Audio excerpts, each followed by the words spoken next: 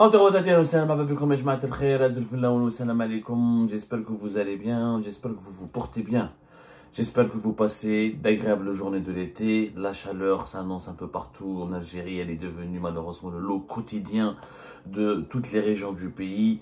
Les effets du réchauffement climatique n'ont jamais été suffisamment bien anticipés. Les températures caniculaires dans certaines régions de l'Algérie ont continue de forger le tempérament très dur et très résistant et extrêmement résilient de notre population.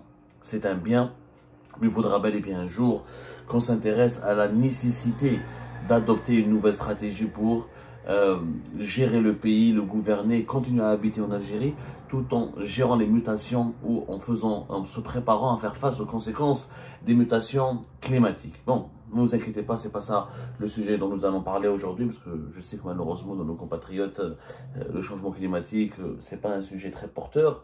Par contre, nous allons parler ce soir de cette soudaine, étrange, inattendue démission du président de la Cour constitutionnelle, M. Omar Ould-Hadj, le magistrat, le juge Omar Ould-Hadj, qui n'est plus président de la Cour constitutionnelle, l'un des organes judiciaires les plus stratégiques et les plus sensibles du pays.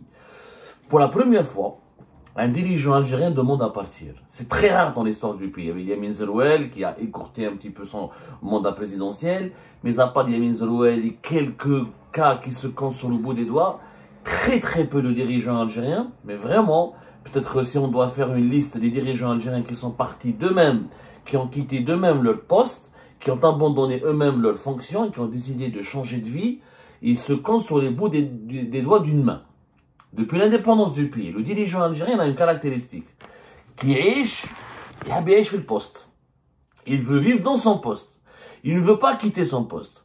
C'est extrêmement rare. Le dirigeant algérien, il n'a qu'un seul fantasme, mourir au pouvoir. Rester le plus longtemps au pouvoir. D'ailleurs, en Algérie, un dirigeant, dès qu'il perd son poste, il perd tous ses privilèges, il perd tous ses contacts, il perd toute sa vie et toutes ses relations sociales.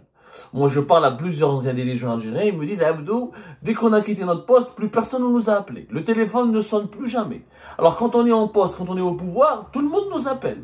Tout le monde nous demande des services, tout le monde nous courtise, tout le monde cherche à nous offrir des cadeaux, tout le monde se rapproche de nous, tout le monde nous aime. Mais dès qu'on est en Algérie, dès qu'on n'est plus au pouvoir, dès qu'on n'est plus en fonction, c'est le cauchemar, c'est l'enfer. Je vous assure, il y a des dirigeants qui en sont devenus malades. Abdelmadjid Tebboune en personne. Abdelmadjid Tebboune a traversé du désert entre quand il a été éjecté du gouvernement de son poste de Premier ministre le 15 août 2017, à la mi-août 2017. Sa traversée du désert de 2017 jusqu'à 2019, aux élections présidentielles de décembre 2019, ont été pour lui une épreuve traumatisante. D'ailleurs, le Tebboune d'avant 2017 n'a rien à voir avec le Tebboune d'après 2017. Ce sont deux personnages complètement différents. Mais Tebboune a connu lui-même, il a subi, dès qu'il a perdu le pouvoir, dès qu'il a été éjecté du pouvoir, beaucoup de monde lui ont tourné le dos. D'ailleurs, il s'est bien vengé de certaines personnes qui lui ont bien tourné le dos. Très rares les personnes qui ont été loyales à son égard, et les personnes qui ont été loyales à son égard ont d'ailleurs été bien récompensées par ses soins, parce qu'ils occupent, pour certaines d'entre elles, des postes extrêmement importants au sein du gouvernement ou au sein du pouvoir actuel. Mais, retenez bien qu'en Algérie, c'est pas vrai. Il faut vraiment... Il y a toujours une explication. Il faut vraiment qu'il y ait des impératifs, des urgences qui ne sont pas liées à des motivations personnelles.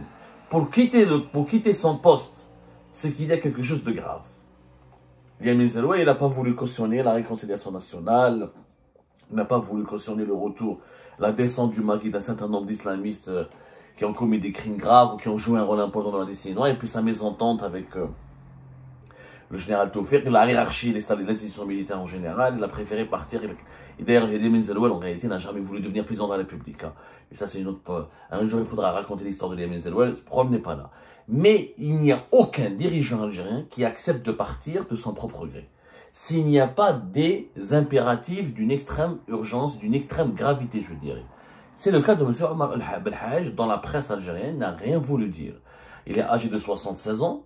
Je rappelle, donc, il a été remplacé momentanément par une autre magistrate qui s'appelle Leila Aslaoui, âgée de 80 ans. Et malheureusement, dans l'affaire du départ, de la démission, entre guillemets, parce qu'on parle de démission, il a été reçu, Omar Belhaj, par Abdelmajid Tebboune le jeudi 19 juin dernier. Il lui a remis sa démission et Abdelmajid Tebboune l'a accepté. Ce qui est d'ailleurs bizarre.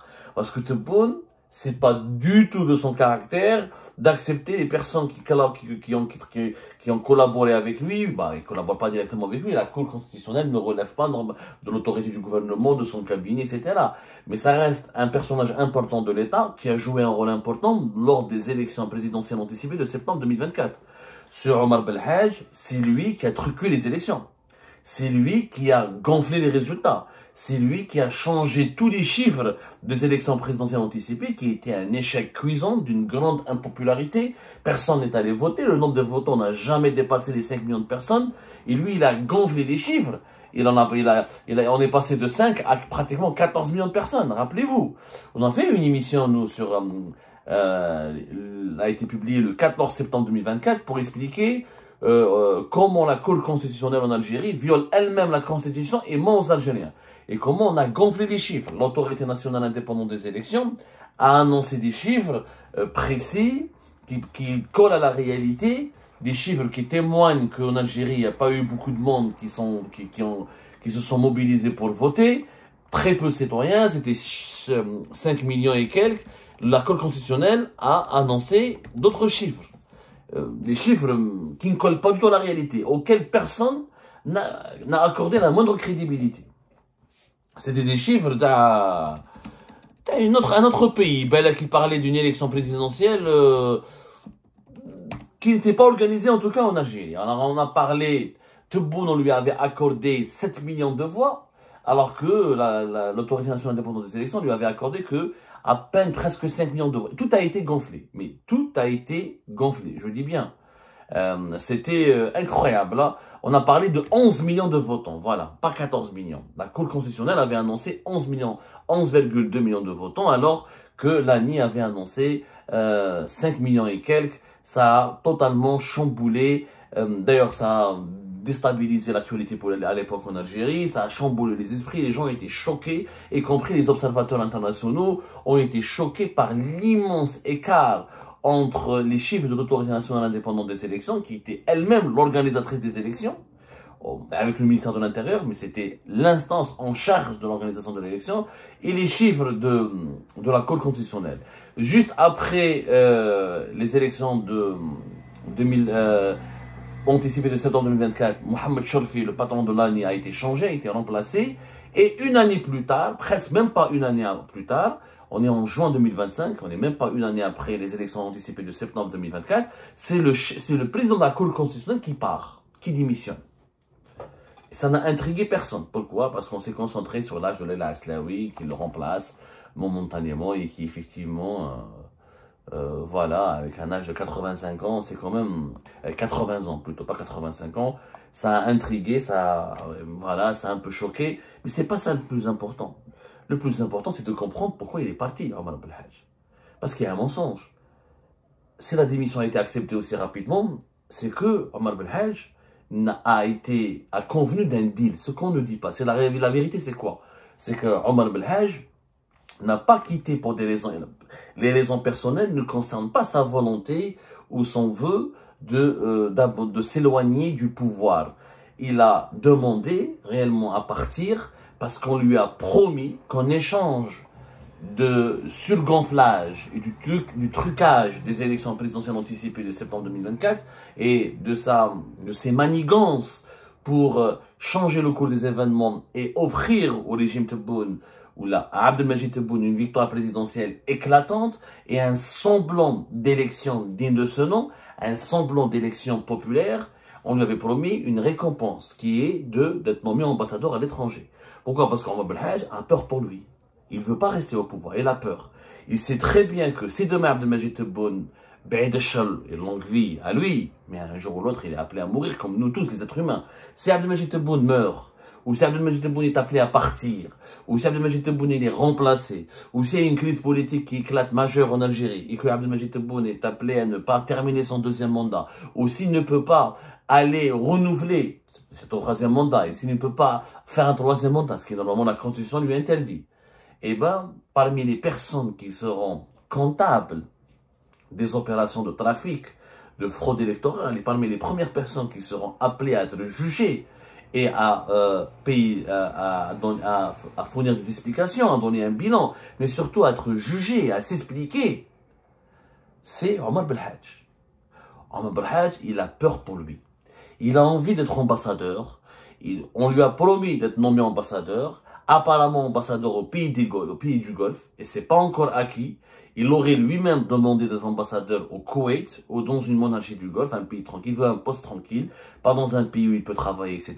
Juste une retraite dorée. Il veut juste une retraite dorée pour être récompensé de toute la sale besogne qu'il avait accomplie au profit du système algérien lors des élections présidentielles anticipées.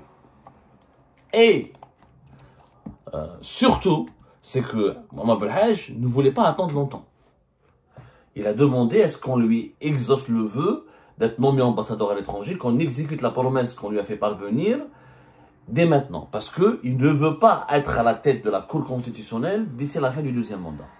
Pourquoi? Parce qu'il a peur de deux situations. Un, que Tebboune ne termine pas son mandat, et que tous les proches de Tebboune et les dirigeants qui ont aidé à Tebboune à le reconduire pour son deuxième mandat, ils seront pourchassés, traqués, et ils seront, comment dirais-je, ils feront l'objet d'une vengeance assez terrible et terrifiante. Et de deux, c'est qu'Omar Belhadj a peur d'une autre situation. C'est qu'on lui dise éventuellement de changer la Constitution ou de modifier la Constitution pour préparer Tebboune, pour offrir à Tebboune un troisième mandat. Chose que lui, il n'a pas envie de cautionner ni de faire, parce qu'il sait très bien que si un troisième mandat est fait, le pays risque d'exploser, il risque d'avoir des déchirements au sein du pouvoir algérien, des divisions de plus de ses composants, des guerres de clans à l'intérieur qui pourraient amener ou aboutir à sa propre décapitation. Par peur, il a envie de partir. Il ne veut plus assumer une quelconque responsabilité parce qu'il sait qu'un jour, ça va se retourner contre lui. Il le sait très bien, Omar Belhadj. Ce qu'il a fait pour les élections présidentielles anticipées de septembre 2024, il sait très bien qu'un jour ou l'autre, on va lui demander des explications, on va lui demander des comptes. Il le sait. Donc il a envie d'être à l'étranger, pépère. Il veut terminer 6 jours. Et pour voilà, je suis ambassadeur à l'étranger, je suis loin de la problématique de la succession d'Abdelmajid Tebboune, de ce qui va se passer, d'une éventuelle guerre de clan qui va éclater, d'une éventuelle volonté du clan Tebboune d'aller vers un troisième mandat. Donc il veut se mettre à l'abri. Il cherche un abri, un refuge, pour ne pas avoir à payer les pots cassés. Il préfère partir maintenant pour se faire oublier. Il préfère partir maintenant. Et c'est 2029, c'est encore loin. Mais il préfère maintenant partir maintenant. D'ici 1 année, 2 ans, plus personne ne se rappellera de Omar Belhadj. C'est intelligent de sa part. Hein? C'est bien calculé de sa part. Dans 2-3 ans, je pars. Tout le monde va m'oublier. Ou classe. C'est fini, main saoné, ou comme ça, si demain il y aura un nouveau président qui arrive, si demain il va y avoir un nouveau système qui est mis en place, je ne ferai pas partie de celles et de ceux qui seront traqués, qui feront l'objet d'une vengeance, qui seront poursuivis, incarcérés, parce que maintenant, il y a une nouvelle culture politique qui a été installée en Algérie depuis la crise politique de 2019. À chaque clan qui succède, qui arrive au pouvoir, au détriment ou en délogeant un autre clan, chaque haut responsable, chaque nouveau président, chaque nouveau chef qui arrive, et ben il fait la guerre aux partisans de l'ancien chef, il écrase, il massacre les partisans de l'ancien chef et ses collaborateurs pour instaurer son pouvoir, un pouvoir absolu. Maintenant, aujourd'hui, l'exercice du pouvoir en Algérie, il est violent. On n'est plus dans l'ère du bouteflekisme, ou l'ère du consensus, de la coexistence, de la survie entre les différents clans du pouvoir algérien. Maintenant, on est dans l'ère de la brutalité violente, de l'autoritarisme violent. Le nouveau chef doit montrer, il doit inspirer la peur à tout le monde. Il ne veut pas de consensus, il doit imposer son clan, imposer son pouvoir par la force, et quitte à emprisonner et incarcérer un nombre incalculable d'anciens dirigeants. Et aujourd'hui, tout le monde a peur de ce scénario. Mais vraiment, tout le monde a peur de ce scénario. Donc, Belhadj prend ses précautions. Il a eu peur pour lui. Il a 76 ans, تخلص عليا انا في الحبس كيما يحيى كيما السلال كيما طيب لوح كيما دوتر اكسيتيرا. Je préfère me retirer maintenant. Je me retire maintenant. Je deviens ambassadeur. Il me reste 2-3 ans. Ben là, il va les terminer à l'étranger. Tranquillos. Il a si ses jours sont prolongés, il vivra sa retraite dorée à l'étranger. Sinon, il va se faire oublier. Tout le monde va l'oublier. Il va s'éloigner des projecteurs. Et il n'assumera pas ce qui risque d'arriver parce que ce qui attend l'Algérie maintenant, après le deuxième mandat, c'est 1. Qui va succéder à Tebboune? De 2. Est-ce que la tentation du troisième mandat n'est pas là? Est-ce qu'Abdelmajid Tebboune, si il va survivre s'il va vivre jusqu'à 2029, est-ce qu'il ne va pas tenter de changer la constitution pour faire un troisième mandat? Ça peut lui arriver. Est-ce que les membres de son entourage ne vont pas l'entraîner l'entraîner de sa tentation du pouvoir éternel? Et de 3, est-ce que la situation politique et sécuritaire et économique de l'Algérie ne risque pas de se détériorer, de dégénérer, de provoquer des crises d'instabilité d'ici 2029? Quoi qu'il arrive, l'avenir est inquiétant, est incertain. Y compris, et ça, surtout quand on est au pouvoir, les personnes qui sont les hauts responsables algériens ressentent cette incertitude et ce danger plus que qui d'autre, parce qu'ils sont au pouvoir. Ils connaissent les arcanes, ils sont dans les arcanes du pouvoir. Ah, mais je vous fais ce qui se passe. Ils regardent sous leurs yeux, ils comprennent bien ce qui se passe, ils savent très bien ce qui se passe. Ils savent qu'il y a une crise déjà dans l'entourage de Tebboune et des divisions, on en a parlé, entre le secrétaire particulier de Tebboune, son chef de cabinet et d'autres conseillers de Tebboune, ça se passe mal. Est-ce que l'état-major de l'armée un jour, si Chengriha est amené à partir ou à changer ou à disparaître ou à mourir ou à décéder, comment l'armée va se comporter avec Abdelmajid Tebboune et son entourage? L'arrivée de général Hassan change la donne au niveau des services secrets. Et puis il y a la conjoncture internationale, il y a la conjoncture économique nationale, et puis il y a la population, la grande inconnue. Est-ce que la population algérienne, elle a renoncé définitivement au Hirak, elle a renoncé définitivement à la contestation populaire? Tous ces éléments d'incertitude créent une incertitude générale qui fait peur aux dirigeants algériens. Aujourd'hui, les dirigeants, ils ont vu ce qui s'est passé lors de la crise de 2019. Comment des personnes, des hauts responsables, Général Hamel, Saïd Bouteflika, Sellel ou Yahya, des gens qui sont restés 20-30 ans au pouvoir, qui ont profité du pouvoir et qui étaient puissants pendant 20-30 ans. Et bien en quelques mois, ils ont chuté, ils se sont retrouvés en prison. Omar Belhaj veut éviter ce scénario. Il demande sa récompense pour service rendu lors des élections présidentielles anticipées de septembre 2024. Il veut partir à l'étranger pour se faire oublier, pour bénéficier d'une retraite dorée et surtout pour ne pas se retrouver à gérer des situations périlleuses qui seraient celles de la succession d'Abdelmajid Tebboune et de son deuxième mandat. Et il n'a pas envie d'accomplir une autre sale besogne et il n'a pas envie d'assumer d'autres responsabilités qui risquent encore une fois de lui coûter sa peau ou sa tête. Pour se protéger, donc par peur, il préfère partir, se retirer. C'est peut-être un choix judicieux. C'est peut-être le plus intelligent de tous les dirigeants actuels. Et peut-être il a compris qu'à un moment donné, il faut savoir quitter la table. Il faut savoir quitter la table.